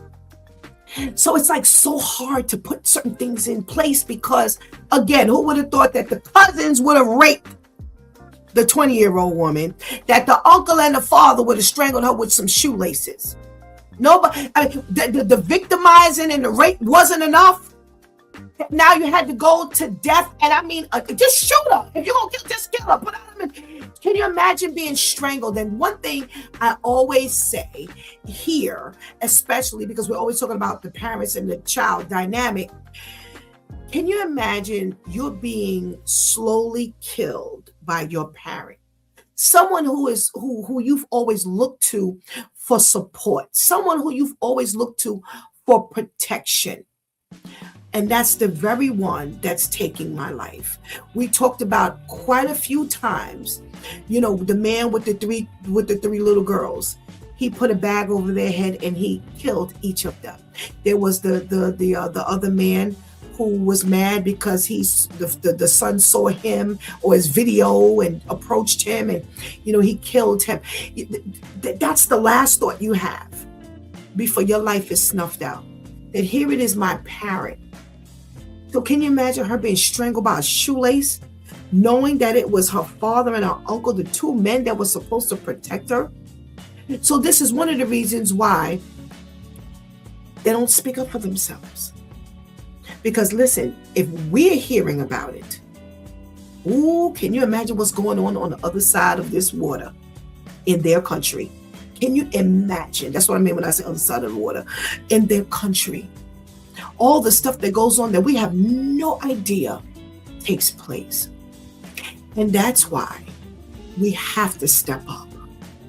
Somebody would say, well, why? That's their business. They came over here like that. Why come over here? Why not just let him come? Why not just let him come? You stay back. Well, because these people have been, how do they call it? Financially abused. They're not only reliant on them for, like, you're my husband and we're in a relationship. These people carry all of the care. That's the money comes from them because they're the breadwinners. They probably the women don't have a whole lot of ruling over their children either, if the father has had more influence over that child than she does. Yeah, all of these things she has to contend with. And so when we get here, if we're going to offer these people an opportunity to come to this country, I mean, this is just a land of anything you can get, and whether it's really true or not, they're believing this. That was why you had this whole influx of migrants, because no matter how bad it was in their country, America was the place to be because we had so much more to offer. Then come on, let's get together and let's offer. But here's what happens, and I believe it was Brian who said it. This is what happens when you put these people in office. Y'all voted for these people. I could not believe when we were actually in the they were running for president, that Black men, Hispanic men were literally siding and decided to vote for Trump. What in the world were you thinking? This is what we get. That people can't even come here and get a breath of fresh air. Why? Because you're deporting them, you're silencing them. You have a group of people who are completely out of control. They're dragging people out of their homes. They're separating families because you just want everybody out. These these children would never stand a chance on getting any help because he doesn't care. He doesn't even want them here. So why would he possibly offer any assistance to save their life? This is scary. And that's why Shantice keeps saying, hello, Christians, where are you? The family of God, where are you? Because we can't expect people who don't know God to do godly things. And that is not to say that there are not some decent, nice people who don't serve God. But we have a different platform to stand on. We have an expectation of a higher authority. He says, if my people who are called by my name, he didn't say everybody. Oh, pay attention. He didn't say everybody. He didn't say, well, if this world turned around, he didn't say that. That would help. But he's putting the ownership on those who call themselves followers of Christ. For those who call themselves my people. If my people who are called by my name, those who claim they're mine, if they would stand up, do the right thing, translate, do the right thing, then I will hear. If they pray, I will hear. If I hear that sincere prayer, if their lives are pairing with what they're saying from their mouths, if they're living the life that they're praying about, if they're allowing me to make the change in their life, then I will hear them and I will heal the land. So she's absolutely right. It's on us. You can't expect people who don't know to do what God wants them to do. And this is why there's a petition for those to come on. Let's learn the ways of God. For those who don't feel they need God, this is God's land. This is God's world. So if you don't believe that this is God's world, there won't be a consideration of doing God's things. But for those of us who understand that this world belongs to God, He is the Alpha, the Omega, the beginning and the end, then guess what? Then we have an obligation. So let's step up. When we're voting, where are our voices? How were so many Black men and Hispanic men feeling and believing that Trump had something to offer us? Where in the world did that possibly come from? Are you that misguided that a man who had already been in office, who was very vocal about how he felt, who indicated how he felt by the things he did, who had been saying for all of the 4 years, if I get back in office, these are all the things I'm going to do. Can you imagine being that misguided? Well, the word of God says that the enemy will deceive even the very elect. So if he's going to be able to deceive even the very elect, then the people that don't know God stand no chance. Those of us who believe in God and we're diligent about God, he says he's going to be able to get to you too. That's why we've got to stay in the face of God. Because without God, we don't stand a chance. And this is why, this is only one way of us being controlled. How are you being controlled by the system? It's not only them. It's not only them who are subjected to living and having to endure this disregard of their lives, of their feelings, how they're being treated. The only difference is over there, it's allowed. Over here, it's not allowed. That's the only difference.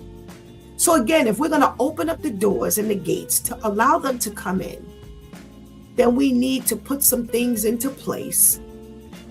And they do. They have agencies. As they were talking and when the question hit, I looked it up. There are agencies. However, what good is it going to do a group of people, because it'd be women and children, who are afraid?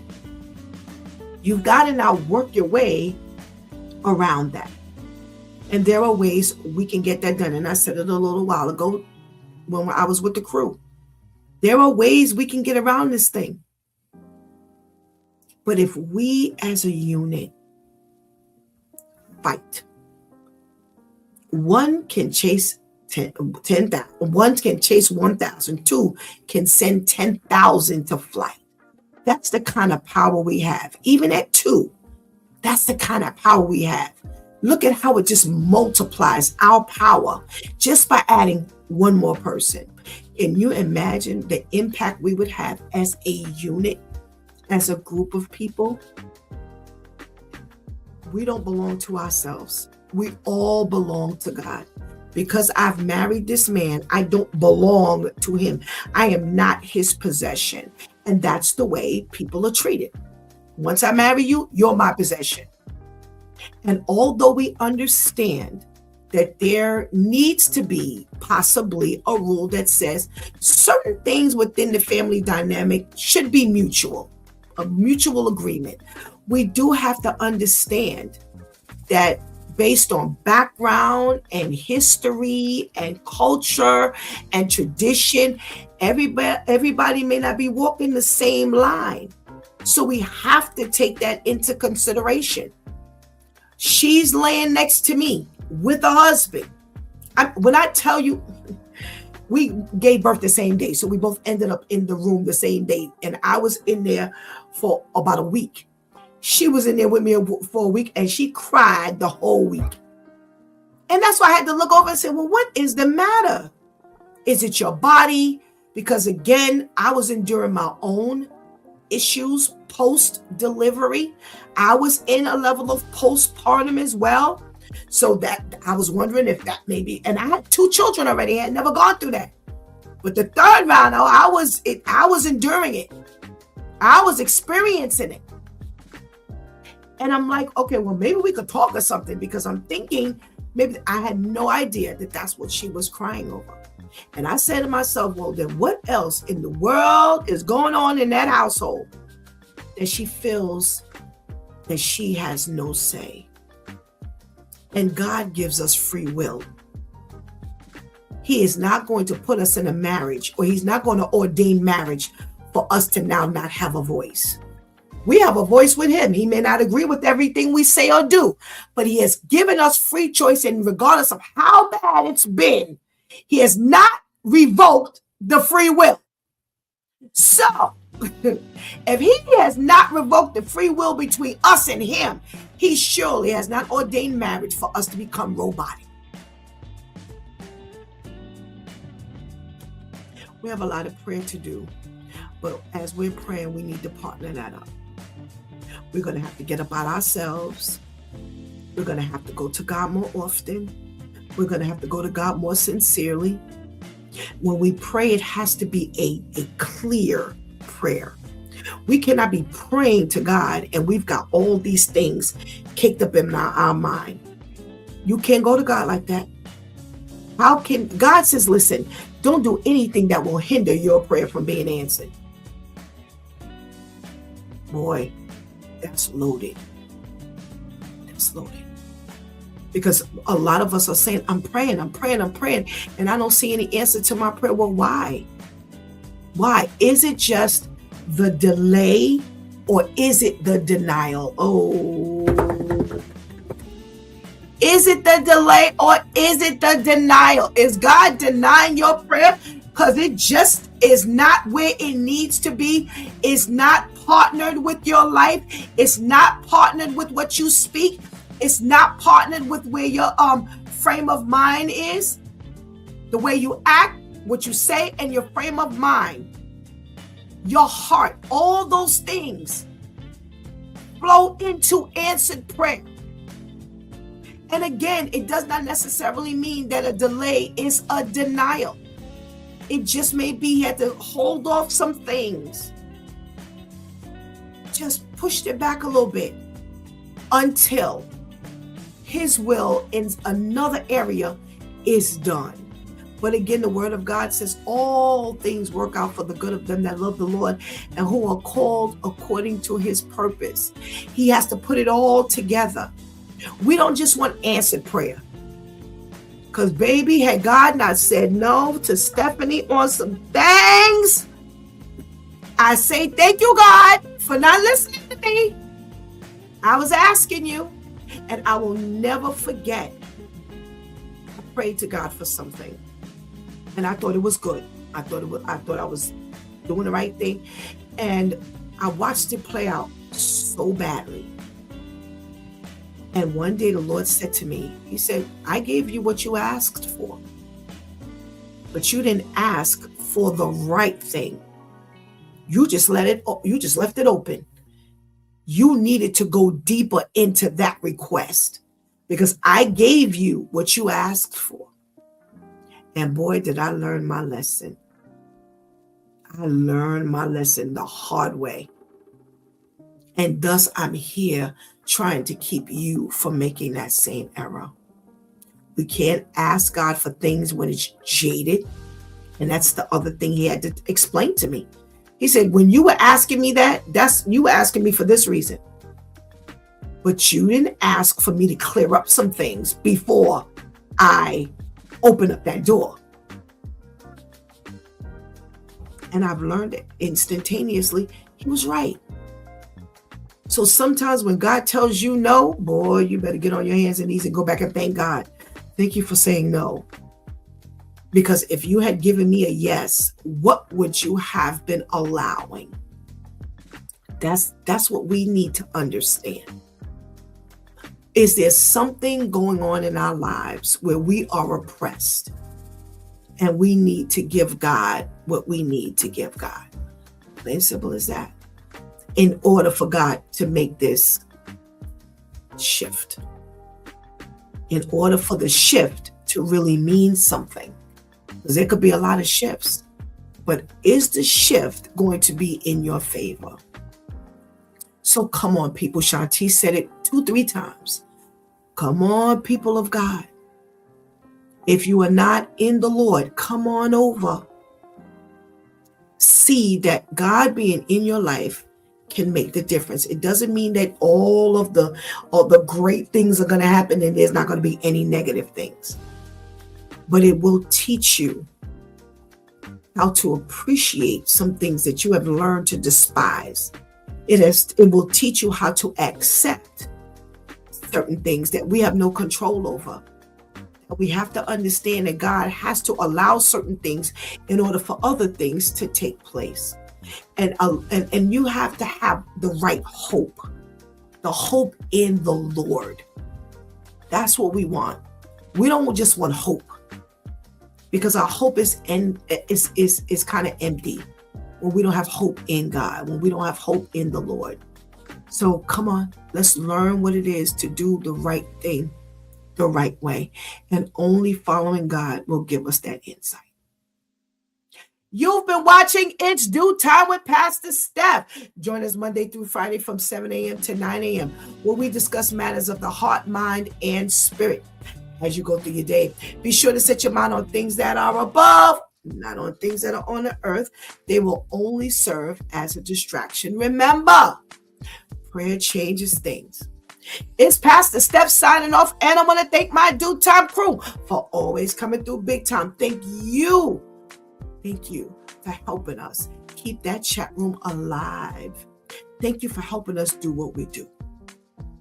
Please do not miss this opportunity to give Christ your life right now. Please do not miss the opportunity to strengthen your relationship in the Lord right now, because later is not promised to any of us.